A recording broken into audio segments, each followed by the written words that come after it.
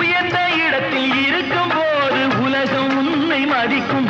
உன் நிலைமை கொஞ்சம் இறங்கி வந்தால் நிழலும் கூட விதிக்கும்.